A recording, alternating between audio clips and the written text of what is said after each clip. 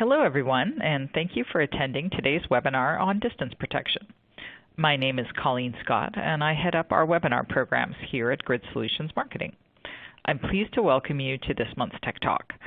Let me start with a brief introduction to the webinar platform in front of you, and then hand it off to our featured speaker for the day.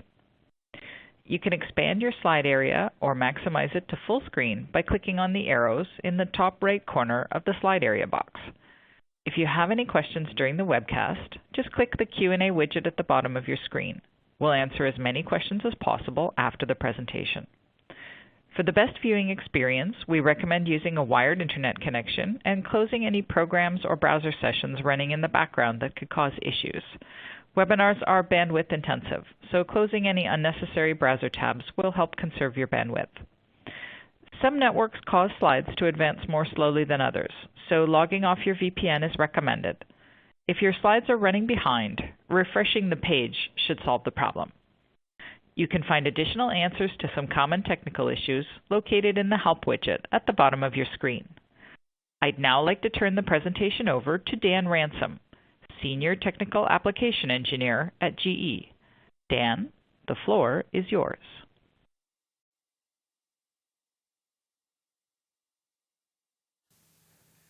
Good day to you. Welcome to this webinar on distance protection. My name is Dan Ransom, Senior Technical Application Engineer at GE. Here's a little bit about me. I've worked many years in industrial and utility power systems. I'm a graduate of Gonzaga University in Spokane, Washington, and also Washington State University in Pullman. I'm a licensed professional engineer in many U.S. states. During this session, I'll discuss the following: line theory, distance element zones of operation, stepped distance impedance schemes, and pilot-aided distance impedance schemes. First, let's take a look at transmission line theory. Transmission lines are classified into three categories that describe the presence of generation or possible sources of fault current that might be found at the transmission line boundaries. A single-ended line, also called a radial line, has a source at only one end. This type of line delivers power from the source to a load at the other end of the line. Therefore, when a fault occurs, there is only one source of current to feed the fault. A double-ended line has only two boundaries, each of which can have a source of fault current. Usually, this type of line delivers power in different directions at different times. If a fault occurs on this transmission line, current is fed to the fault from two locations. A multi-ended line has more than two boundaries, each of which can have a source of fault current. For this type of line, the normal power flow varies, and at the time of a transmission line fault, the fault is fed from many different locations. Another way to classify lines is by the voltage level. The voltages that are used for power transmission are split into three categories. Distribution levels are in the range of 2 to 35 kV. Subtransmission levels are 30 to 150 kV. Transmission levels are greater than 100 kV. Most applications that use distance protection are 30 kV and greater. An additional classification for lines is the line length. Short transmission lines are less than 80 kilometers, 50 miles, in length. Medium transmission lines are roughly between 80 to 240 kilometers, that's 50 to 150 miles. And long transmission lines are greater than 240 kilometers, 150 miles, in length. Our task is to clear faults quickly. The longer that the fault remains on the line, the greater is the possibility that the system becomes unstable and possibly collapses.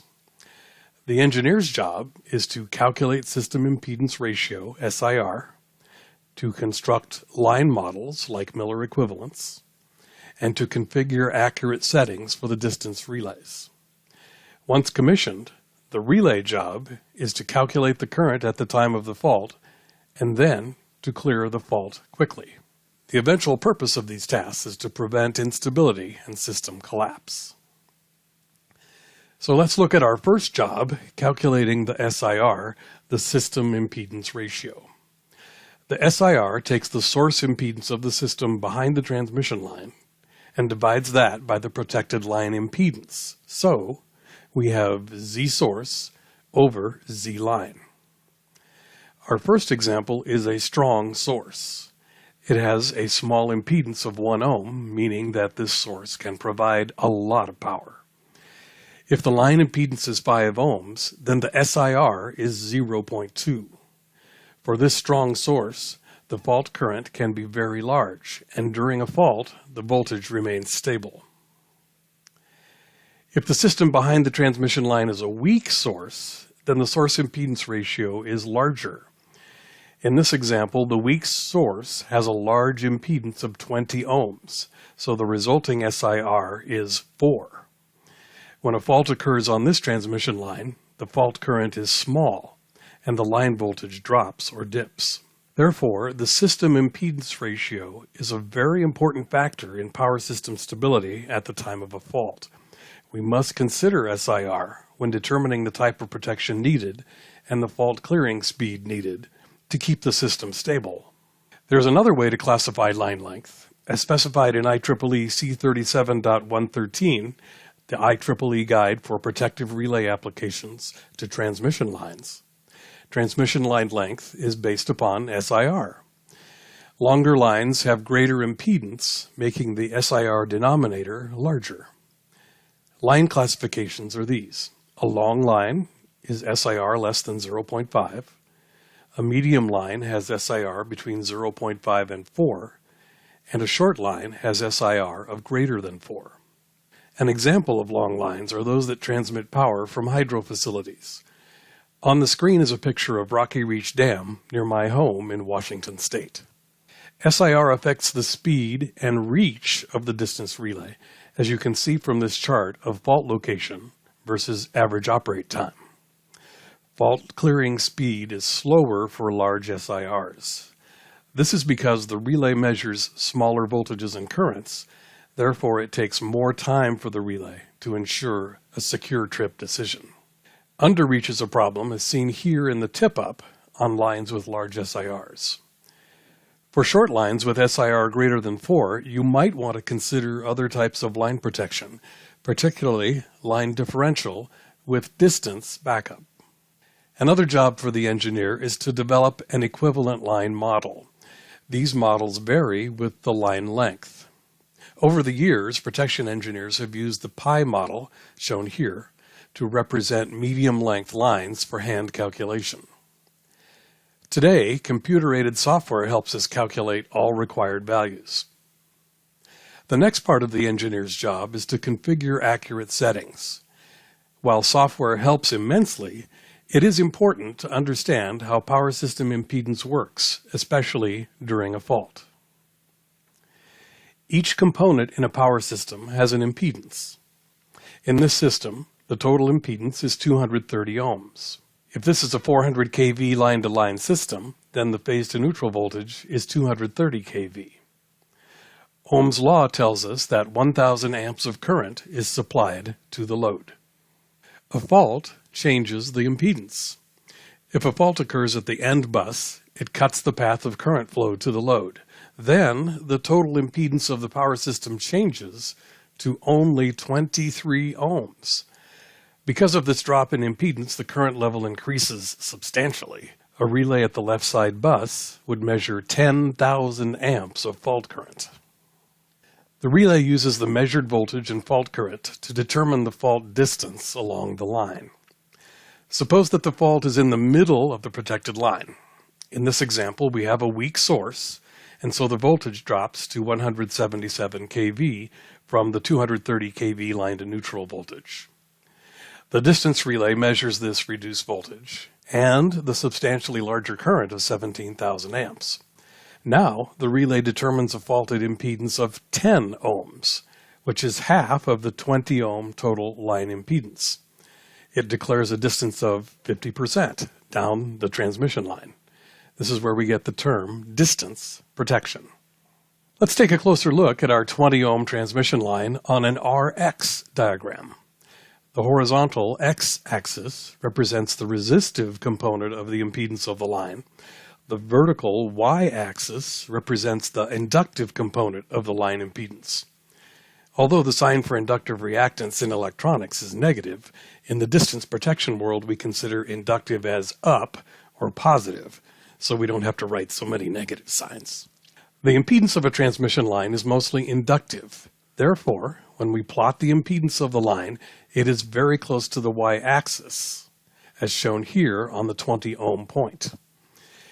If a line is drawn from this impedance point to the origin, we have a representation of the entire transmission line. For example, you can plot the 10 ohm midpoint of the line as shown. With load, the measured impedance is mostly resistive. In a normal power system, there is a load at the end of the transmission line. Typically, this load is resistive and is larger than all the other power system impedances. Therefore, when we plot the power system impedance under normal conditions, the measured load point is very close to the x-axis. With a fault, the measured impedance is mostly inductive, and the load loses power. Now, let's explore distance element zones of operation. Modern distance elements operate according to zones on the RX diagram. If the relay calculates power system impedance within a zone, then the relay trips. The operation zones are these: the impedance zone, the admittance or Mho circle, mostly inductive reactance, the reactance zone, the resistance zone, and the quadrilateral zone. Zones can be programmed to protect in either the forward direction or in the reverse direction. We say into the line when zones are set to protect in the forward direction. We say out of the line when zones protect in the reverse direction. Shown here is an underreaching zone on the forward line. If the zone extends past the protected line, then it is an overreaching zone. This is an impedance zone. Any impedance that falls within the radius of the circle indicates a fault. Note that the reach is the distance along a portion of the protected line, which is in the protection zone. An impedance zone is inherently non-directional and detects faults that occur in the reverse direction away from the point of measurement. This type of impedance zone is normally used for generator backup protection. The zone of operation shown here is a reactance zone. This zone detects when the impedance of the fault has a very large resistive component. It indicates that there is load on the system. If there is a fault, then that fault is not on the transmission line. Usually this type of zone is not used to trip a transmission line on its own. Instead, it is used to supervise another distance zone of protection. For example, if a relay detects that an impedance enters the impedance zone because of an external fault, the reactance zone blocks. It determines that the impedance is mostly resistive and does not trip. Therefore, the fault is not on the transmission line. Remember this word, blocks. The zone of operation shown here is a resistance zone. This zone detects when the impedance of the fault has a very large inductive component. If the fault does have a large inductive impedance, this indicates there is very little or no resistive load at the end of the transmission line. So, it's likely that the fault is located on the transmission line itself. The set points, the two lines crossing the x-axis, don't have to be the same. Usually this operational zone is not used to trip a transmission line on its own. Normally it supervises another distance zone. For example, for a fault towards the end of the line, the relay detects that an impedance has entered its impedance zone of protection. The resistive zone verifies that the fault is actually on the transmission line because the impedance of the fault is mostly inductive. In this configuration, the resistance zone gives the impedance zone permission to trip. Remember this word, permission. The protection zone shown here is an admittance zone, what most people call a Mho circle. The Mho circle zone is the most common type of protection zone used in transmission line distance relays. A Mho zone detects when an impedance enters the area defined by the circle. This zone is inherently directional and does not detect a fault in the reverse direction of the transmission line. A reverse fault falls outside of the circle as shown here. We call this circle the self-polarized Mho because the relay uses the faulted phase voltage and memory for polarization. Polarization assists the relay to compute impedance. Sometimes we use non-faulted voltages for polarization. I'll have more on this later. We can plot resistive load on the Rx plane along with the Mohs circle. Here, the relay measures 1,000 amps with 230 kV line to neutral voltage. The impedance locus of this load is 230 ohms. If we add a substantial amount of load, the current needed to feed the load increases substantially, as seen here. Although there is no fault on the transmission line, the newly calculated impedance of the line is less than the overall reach of the Mohs zone. However, because the added load is mostly resistive, the plotted impedance point moves toward the graph origin very close to the x-axis, as seen here. Because the Mohs zone is positioned where it is on the graph, there is very little area included in the x-axis resistance direction. Therefore, the new impedance does not fall into the Mohs zone of protection, and the relay does not trip. How does the relay compute the Mohs characteristic? It uses comparators. Recall that the Mohs function uses the current and voltage measured at the relay, shown in the dashed line box, to determine if the apparent impedance falls within the Mohs characteristic. A simple Mohs distance function with a reach of z ohms is shown here in a voltage diagram. This voltage diagram is exactly equal to an Rx diagram, except that all of the impedance vectors have been multiplied by the current I. As before, the total line voltage is I times Z. The relay develops two voltages, the polarizing voltage V, which is the measured fault voltage, the green phasor, and the operating voltage, the difference between the total line voltage and the polarizing voltage, I times Z minus V, the blue phasor. Plotting these phasors, we create the supplementary angle beta. The relay compares this beta angle to 90 degrees. If the result is less than or equal to 90 degrees, then the fault impedance ZF plots within the Mohs characteristic, and the function produces an output. If the result is greater than 90 degrees, then ZF falls outside the characteristic, and the fault is out of the zone. Relays have settings to model the Mohs characteristic along the transmission line. The primary setting is reach, a line impedance magnitude that determines the radius of the circle. The angle at which to place the reach is the RCA, reach characteristic angle. This is the line impedance angle, formerly known in electromechanical relays as the maximum torque angle, MTA. There are no moving parts to develop torque in a microprocessor relay. Settings can limit the comparator angle, which makes the Mohs circle into a lens, shown here on the right. An advantage of the lens is that it removes much of the resistive coverage of the Mohs circle. If this power system is heavily loaded, then this load impedance might encroach into a normal Mohs circle. The lens zone avoids tripping on heavy load. Another alteration of the Mohs circle is a tomato-shaped Mohs characteristic. It detects faults that have a resistive nature, giving coverage along the x-axis. A major drawback is that there is significant line overreach. In a moment, we will see how a quadrilateral shape gives resistive coverage without line overreach. Another method to accommodate more fault resistance is cross-polarization. This is when we set the relay to use other than the faulted voltage. This is a big topic, and I'm not going to discuss all types of cross-polarization in this presentation. Cross-polarization retains the circular characteristic, but the circle can swivel and it can vary in size depending upon system conditions. For example, consider a distance function that uses positive sequence voltage as the polarizing signal.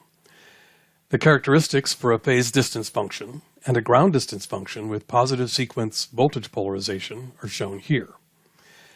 As can be seen, these characteristics are not fixed in size, but vary proportionately with the source impedance directly behind the function. For the left phase distance diagram, load flow causes the characteristic to swivel to the left, as shown, and to the right, relative to the forward reach point A.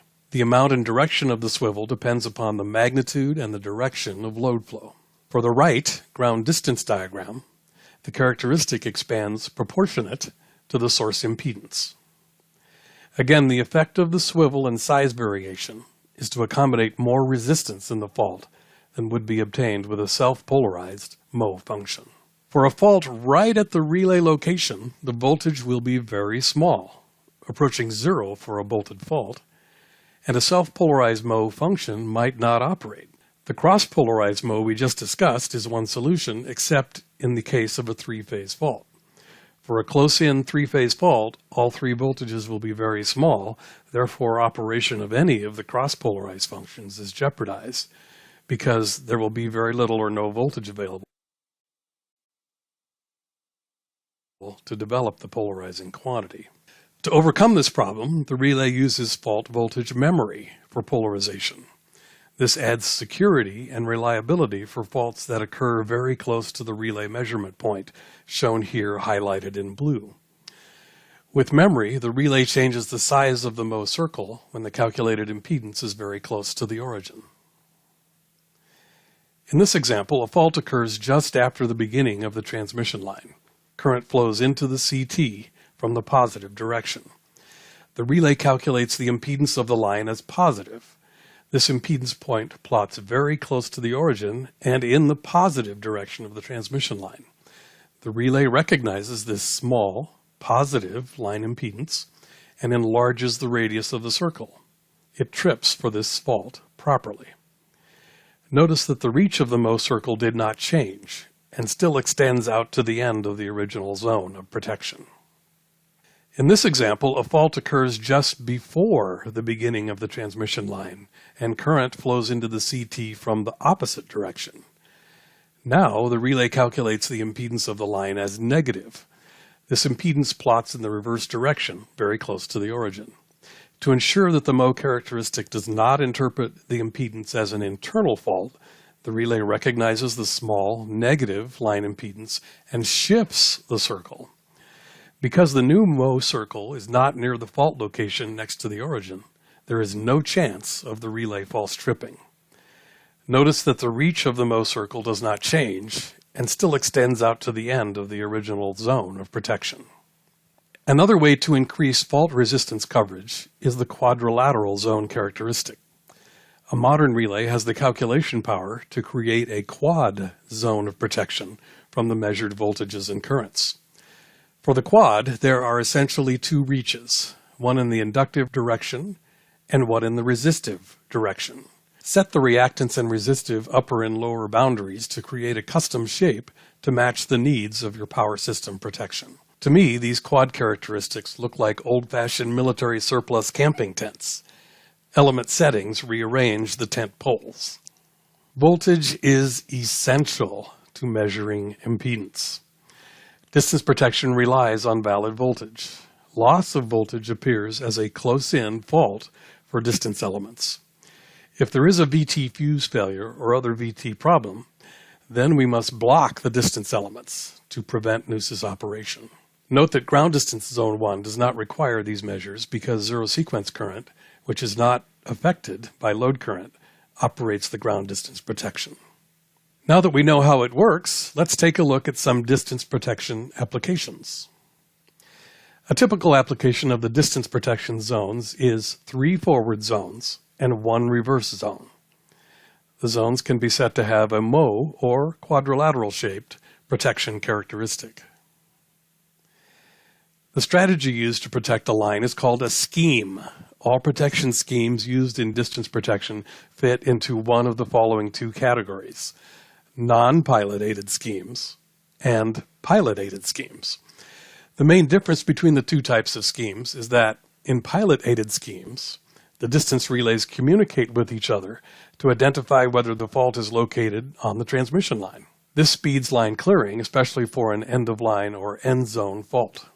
The relays used in non-pilot-aided schemes do not communicate. Instead, these schemes use delays and other forms of coordination to determine whether the fault is located on the line. All coordination in these schemes is done within each relay in a stepped distance scheme. It's important to note that the step distance scheme is the basic structure for both non-pilot and pilot-aided schemes. Let's investigate the stepped distance scheme. The relay with a step distance scheme uses 4 different zones to protect its own transmission line and to back up protection on adjacent transmission lines. Zone 1 underreaches the protected line at 80 to 90%. Setting it any longer leads to false tripping from faults in adjacent line 2. There is no delay in Zone 1. Zone 2 overreaches the protected line, reaching into the adjacent line. Usually the Zone 2 reach setting is 120%. Other relays have responsibility for the 80% to 100% end zone, so we set a delay in Zone 2 to let these relays operate first. Zone 3 reaches out to 220%. It is last resort coverage if the Line 1 relay and the Line 2 relay fail to operate. Typically, there is a long delay of 1 second. Zone 4 is reverse and covers a section of the reverse adjacent line if protection for that line fails. There is a long delay of 750 milliseconds to 1 second for this backup protection. The relay has 5 zones. Zone 5 is used for various special applications. As a start zone for arming all the other tripping zones in both forward and reverse directions, as an additional backup protection for reverse, and Zone 5 can be used as an alarm zone for indicating that the load impedance is approaching zone characteristics. These days, most distance protection has communications-aided or pilot-aided schemes. We configure pilot-aided schemes based upon stepped distance protection, with 3 forward zones and 1 reverse zone for the 2 relays that protect a line. The relay on the left is the local relay, and the relay on the right is the remote relay. In step distance scheme with an underreaching Zone 1, we have an end zone where tripping is delayed. Here, 2 relays are configured with the communications channel in between. If the fault is located in the end zone of the local relay, then the local relay cannot trip the line for this fault instantly. Line clearing must wait for the delay of Zone 2. Of course, the remote relay trips the remote circuit breaker instantly because this is in its Zone 1. The problem is that the fault still gets current from the local end until the local relay trips. Without a pilot scheme, we are stuck waiting until Zone 2 delay has expired. Then we can clear the line. A communications channel speeds fault clearing. Here is how it works. A fault occurs in the local relay end zone. The remote relay senses the fault and trips. The remote relay sends the fault condition status to the local relay. The local relay trips. The line fault is cleared. This architecture is the simplest pilot-aided protection scheme, DUTT, Direct Underreaching Transfer Trip. When a fault occurs in the local relay end zone, immediately the remote relay identifies the fault in its Zone 1 and trips the circuit breaker on its side of the line. Also, the remote relay sends a signal known as the DUTT key over the communications channel to the local relay. This is where the term underreaching originated. The keying signal is initiated by identifying a fault within the underreaching Zone 1. As soon as the local relay receives the DUTT key, it trips its circuit breaker and clears the fault on the transmission line. The communications channel in a DUTT scheme can have many configurations. All that is required is 1 bit of data, so a Powerline carrier communications channel would work, as well as other types of channels. Pilot-aided schemes use communications channels. We just spoke about a Powerline carrier. Special filters connected to the actual transmission line create a communications channel on the protected line. PLC send limited data and are severely compromised during faults.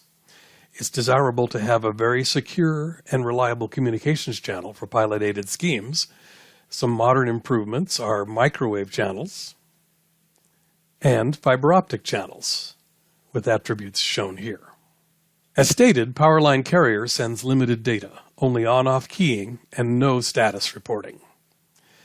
A channel can have 2 tones multiplexed on it, which is frequency shift keying, FSK. The 2 tones represent 2 bits, guard, and key trip permission.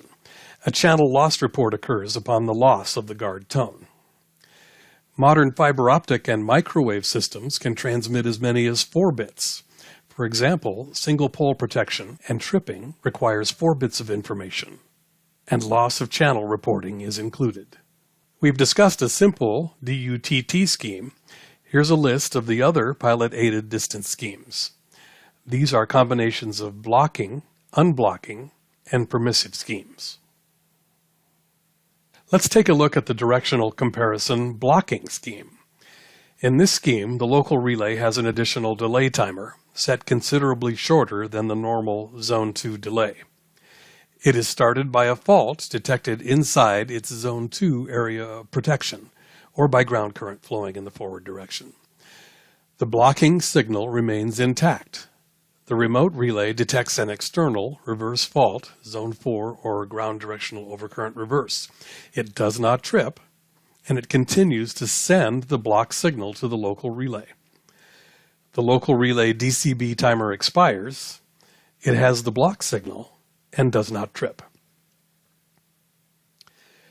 For an internal fault, the remote relay senses the fault, trips the remote end circuit breaker, and stops sending the blocking signal. When the local relay DCB timer expires, the local relay checks for a block signal.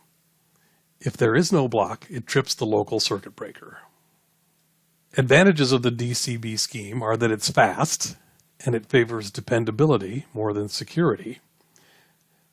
DCB disadvantages are the loss of the communications channel means no blocking, and that leads to excess tripping.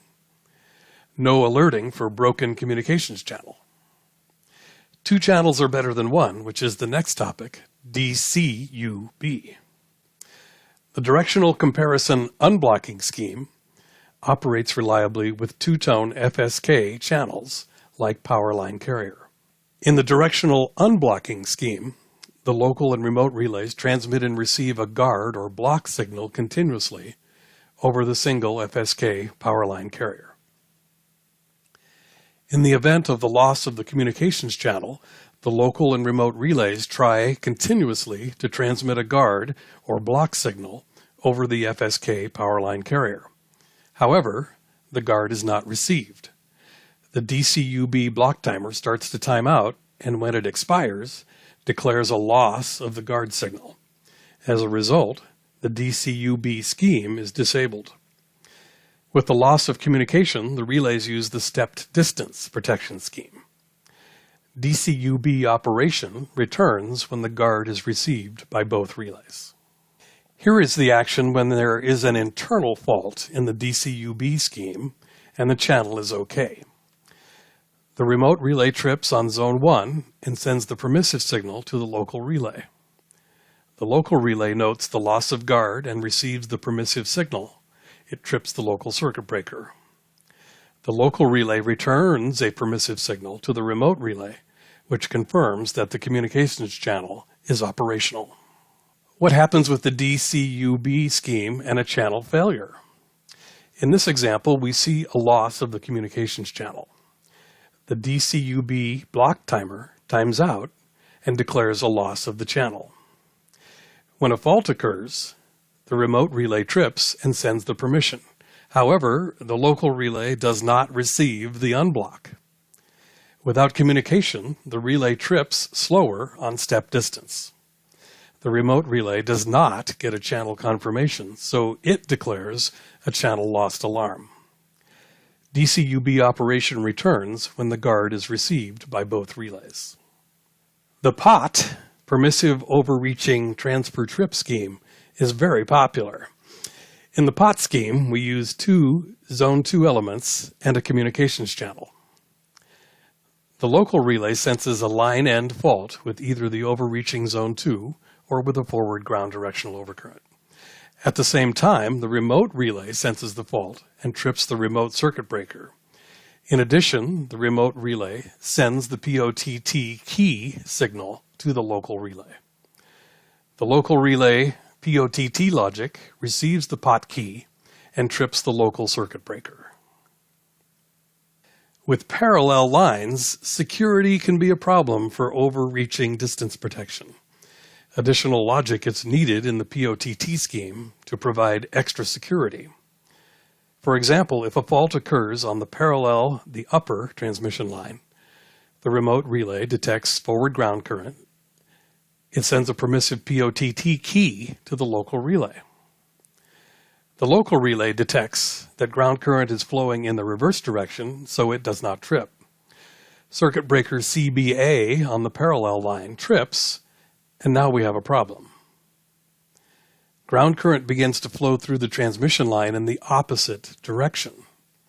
The remote relay senses a reverse fault, and it inhibits tripping of circuit breakers on the healthy line. However, the local relay identifies that the current is flowing in the forward direction, and it might still have permission to trip if the reset time of the remote relay forward-looking elements is longer than the operating time of the local relay forward-looking elements. The solution? Incorporate a blocking timer that prevents current reversal tripping at the local relay. This current reversal guard timer is initiated by the local reverse-looking element that inhibits the local relay permissive trip logic. The delay in this timer must be longer than the reset times of the remote relay elements. It gives circuit breaker CBB time to clear the parallel transmission line. A hybrid pot scheme has both tripping and blocking attributes. Here we see a potential problem for the pot scheme in that one end of the line is open. If the circuit breaker is open, then the local relay does not measure current flow into the transmission line. It cannot sense faults within its zone of protection. If there is an end zone fault for the remote relay, it cannot trip until remote zone 2 is timed out. There is no local relay pot key. There is a way for the local end to send a permissive signal to the remote end. It's called echo. It speeds line clearing because the remote end gets echo permission. It works like this. The local relay detects that its own circuit breaker is open, and so it arms the echo logic. A fault occurs in the remote relay end zone. The local circuit breaker is open, and the local relay receives a ProtectionThe key from the remote relay. Then the local relay sends or echoes back the received ProtectionThe key sequence directly to the remote relay. Next, the remote relay takes this echoed pot key and trips the remote circuit breaker. This method clears the fault faster and ensures that the system does not become unstable. Tripping occurs in a weak Infeed condition. A fault occurs on the protected line near the local relay. Because a weak source feeds the fault, the voltage dips and the resulting current is small. The remote relay sends a hybrid pot transmit signal. The local relay has no block. The fault is on the protected line. It trips the local circuit breaker. The local relay sends an echo signal back to the remote relay, which trips and clears the line. Blocking also occurs in a weak Infeed condition. A reverse fault occurs on the protected line near the local relay. Because a weak source feeds the fault, voltage dips and the resulting current is small. The remote relay sends a hybrid pot transmit signal. The local relay has zone 4 picked up, so it blocks. The fault is not on the protected line. That's it. No echo goes back to the remote relay, so it does not trip. For a fault that's located close to the local relay on a transmission line with weak Infeed, the weak Infeed feature detects and clears this fault if all of the following conditions are true. Voltage has dropped close to 0. Forward and reverse directional overcurrent protection elements have not picked up. No faults are detected in forward zone 2 and reverse zone 4. If all of the above conditions are met, and if permission is received from the remote relay hybrid ProtectionThe key, then the local relay hybrid pot scheme identifies these conditions as a fault that is being supplied by a weak source. It forces the local relay to trip the circuit breaker. Here are some things to remember with hybrid ProtectionThe schemes. Reverse-looking distance and overcurrent elements identify external faults. It includes 3 terminal lines and weak Infeed conditions. And the echo feature adds security during weak Infeed conditions. Now it's time to conclude this presentation. In this session, I presented line theory, classifying lines and exploring impedances.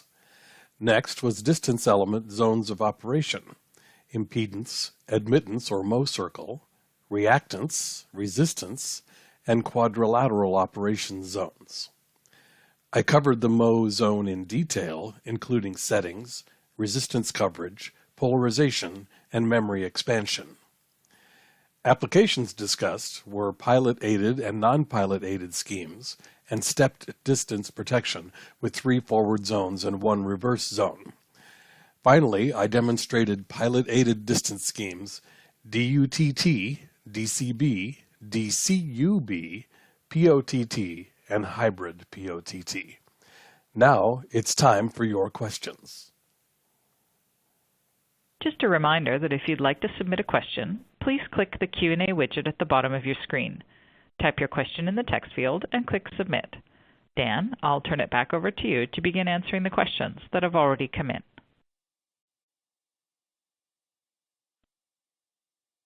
Now we're in the questions and answer, the Q&A period. Taking a look at the incoming questions, here's a good one. What is the difference between power swing and out-of-step protection functions? And how do you set settings for power swing? Well, at GE, we call it power swing blocking and out-of-step tripping. And these can help stabilize a power system swing. A stable power swing is a condition where the system loses synchronism with the neighboring system for a short period and then later regains synchronism. There's 2 reasons that can cause this type of stable power swing. One of the systems loses a significant amount of generation and instantly becomes much weaker, but the system load remains constant. Or load suddenly increases substantially on a weak system. So tripping would occur when the relay detects an unstable system. Too much time has passed while an impedance locus is in the protected zone or area. So that we would call out-of-step tripping. Different protection elements respond differently to power swings. If tripping is required for faults during a power swing, some elements can be blocked permanently using the operand power swing block. Other elements can be blocked and dynamically unblocked upon fault detection. That would be the power swing unslant bar block operand. So during a power swing, the voltages and the currents fluctuate, which significantly affects the value of the measured impedance of the line. Remember that our impedance locus is basically Z or Z equals V over I. So just before the power swing starts, we've got a large voltage and a small current. That would be normal load. And then the swing starts, so either we lose the generation, as I said, or we get a bigger load. The plotted impedance moves slowly from the load point into the distance operating zones. It goes through the zone and then back out to the load point where the system regains synchronism. This would be a stable power swing, so we'd have blocking, and the power swing blocking feature detects that the swing is recoverable and the distance zones don't operate. If you've had a bad day, then things can get a little bit different. But we'll talk about tripping in just a moment. So a little further dive into blocking. We can set Moe zones, impedance zones, or quadrilateral zones, either one. And we can define then inner and outer blinders and middle blinders, depending if you use 2 or 3. So the outer boundaries of the large, if you saw the tomato drawing, that would be a thing you could think about. So then you've got your inner, middle, and outers. A timer starts when the impedance locus moves in to the outer one. We keep timing as it goes into the inners, which you could think of as maybe if you're imagining 2 tomatoed Moes as the lens part. And then if the swing keeps swinging and goes out and crosses back in or crosses back out into the zone where we cross the outer, then we would have stable. The bad day starts when, if it's a real fault and you're not going to be able to recover, the timers time out. The locus stays inside the protected zone. And so then instead of power swing blocking, we'd have out-of-step tripping. Let's see, here's a good question. What's the maximum latency that can be expected from teleprotection equipment for this scheme to operate properly? Well, it's like it is in the power and communications world. It depends. Powerline carrier is still very, very popular, and the newer forms, the microwave and the fiber optic, are coming up. Each of them has their advantages and disadvantages. I would say you're looking to have about a 5 millisecond latency in the line. Now that adds to the latencies of, if you're using physical relay closure contacts, as they slap together, you've got maybe 8 to 10 milliseconds. So that end-to-end channel time is going to add to that. Also your circuit breaker times, really fast breakers, 3-cycle breakers or more, is your overall clearing time for the fault. If you can stay under a cycle, you're really, really, really good, but mostly we're going to see 5 to 10 cycle clearings. In regards to how fast the relay can detect, what's the latency in the relay? So I've moved away from the channel to the relay. The multi-lin UR line is about a cycle and a half. The MICOMs, which are wonderful technology, we're putting that technology into the UR lines. Those agile relays are sub-cycle tripping, and that will be in the UR8 series when that comes out soon. Fast is good, because our tasks, as I described earlier, our job is to clear faults quickly. So here's a question. This is a good question, and we see this a lot now with our new grid, the way it's configured. Will distance protection work with inverter-based generation, such as wind farm? So I live in Eastern Washington, and it's beautiful. I think it's incredibly fantastic to drive around and see all the big wind farms, especially when it's just converting over to dusk, and all of the little red lights are blinking all at the same time on the horizon. It's a beautiful sight. All right, so we'll get from the aesthetic now into the actual physics. So wind turbine generators, WTGs, there are different kinds of them, and the fault output of these varies as per the type. Most inverters, most wind inverters, limit current to a small value, about 1 to 2 times the full output for a fault, which can be a challenge for your distance elements. And some of them, the type 4 inverters, produce balanced unity power factor currents in response to an unbalanced fault. So I'd say that you've got a big challenge there with inverters, and there are some great papers, and we could do a whole nother webinar on just how to protect with inverters. But there are signals that you can take out as transfer trip signals or communication signals from the inverters that'll help you in getting a distance protection that works. It's a big topic.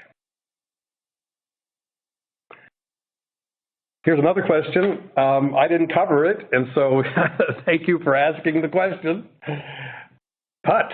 So I think I showed it on the screen, but I didn't talk about it. Permissive underreaching transfer trip. So what's the difference between PUT and POT? Permissive overreaching transfer trip. So permissive underreaching transfer trip is a scheme where, just like POT, a key is sent between the two ends. But what differs, the thing that's different between the two schemes, is how you sense the fault. So in the underreaching scheme, the local and the remote relays send the key only for local faults within the zone 1 80% reach. With POT, of course, both ends are overreaching, so you've got a little bit more coverage. The advantage for PUTT is that current reversal is not a problem, because again, you're using an overreaching element. So because zone 1 does not overreach, it doesn't have that problem with the current reversal that I talked about in the POTT scheme. So always good to have current reversal working in your pot scheme, not really necessary in the PUTT scheme. You know, PUTT isn't used very much because you need to have that overreaching detection on both line ends in the scheme. That's really why it's so popular. So here's another good question. How do I protect short lines where the line distance protection zone covers a transformer? So often on short lines, you'll want to include the transformer in the distance protection. And in the old days, we used to say, no, no, no, we can't do that. And now in the new days, in the modern era, we have the calculation power in the relays to actually do a little bit of compensation, connection compensation, Y delta in the phase, and also the ratio compensations. So because the relays compute the reach and take in the transformer impedances and the compensations, you're going to have to follow some rules when doing a transformer in a distance zone on a short line. So you got to think about secondary ohms, convert the transformer and the VTs and the CTs as well, and enter that into your calculation. You have to think about, in the zone you're covering, where are the VTs and the CTs? So the question is, in sensing the fault, do you have to look back through the transformer to get the data from the VT? Do you have to look back through the transformer to get the data from the CT? And if so, then you'll have to include those in your calculation. There's a number of ways to do this, and the UR manual has a great treatise on this, and if you email me, we can talk about this some more. But the idea here is that, again, you think about the fault and how the fault is being sensed, what PTs and what CTs sense it, and whether you need to apply the transformer compensation to that ET or PT signal so you can accurately represent the transformer in and out of the zone. Usually, you've got a forward zone with the transformer and a reverse zone without the transformer. There's some great applications for that. Let's take a look at another question here. Oh, this is interesting. I talked a little bit about Powerline carrier in the presentation. What's an easy method to calculate modal analysis in a transmission line for Powerline carrier? Well, that's kind of the wizard, big tall hat. Modal theory in Powerline carrier states that there are independent propagation modes on a transmission line. Think of a three-phase line across country. So if there are three ABC phases in the line, there are three modes, or modes, kind of like symmetrical components where you've got I1, I2, I0. In modal theory for Powerline carrier, you've got mode 1, mode 2, mode 3. Mode 1 is where we go out or send out on the outer phases, and we come back on the middle phase. Notice I didn't say we go out on A and C and back on B, because on long transmission lines, we transpose. I'll talk a little bit more about transpose in a second. On mode 2, you go out on the outer phase and come back on the other outer phase. And mode 3, you go out on all the phases and you come back through ground.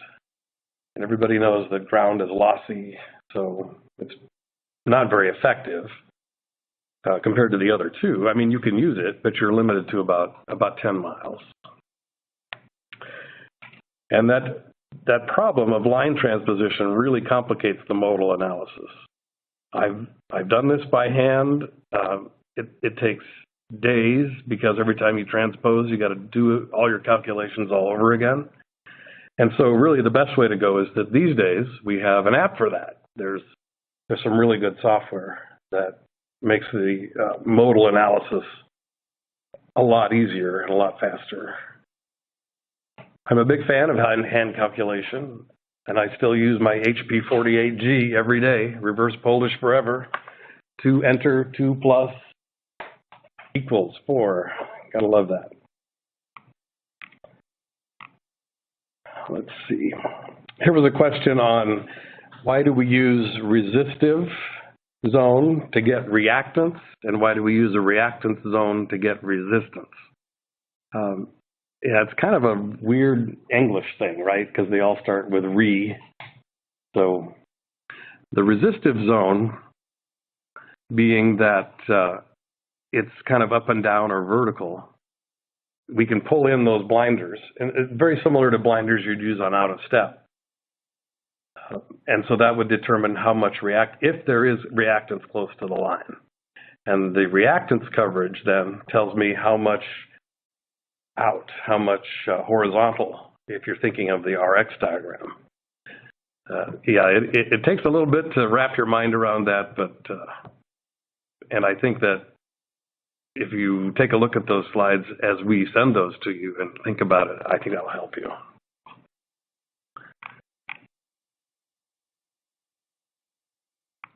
Let's see, we've got another question here on series compensated lines.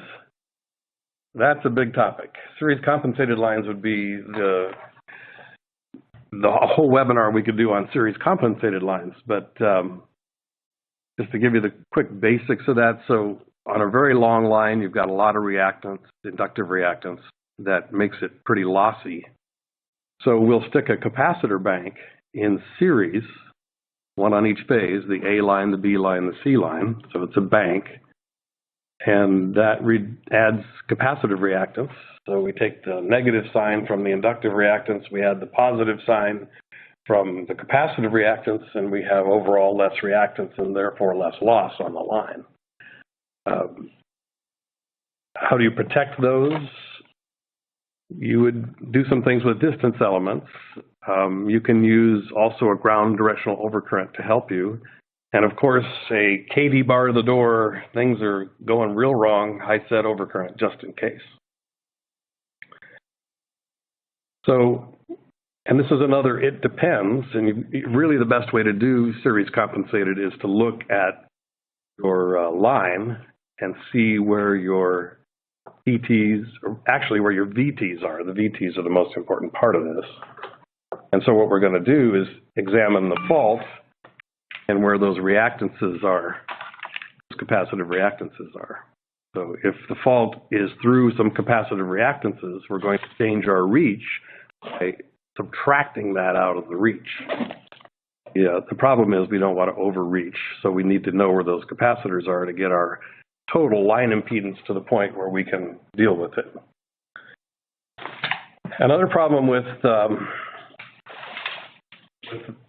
series capacitors in a line, the capacitor bank for series compensation, is subsynchronous oscillations, and that can reduce the reach even more. We have in the URs a dynamic reach control, and that's a really cool thing. There's a voltage level that you set, and so it keeps track of whether the capacitors are over, or whether adding into the zone the capacitors, it automatically compensates for that overreach. Well, it looks like we're getting close to the end here, and I'm getting the signal that it's time for our time to come to an end. My colleagues and I we're very interested in continuing this discussion on the art and science of distance protection. So please contact us right away and we'll continue our talks. I'm very pleased to have been able to present this today. Thank you for the privilege of sharing this distance protection topic with you. Now, I'll turn it back to Colleen to wrap up. Thank you so much, Dan, and thank you everyone for attending. This concludes today's webinar. We look forward to seeing you again at next month's Tech Talk, which will be on holistic transformer monitoring. Until then, have a wonderful day.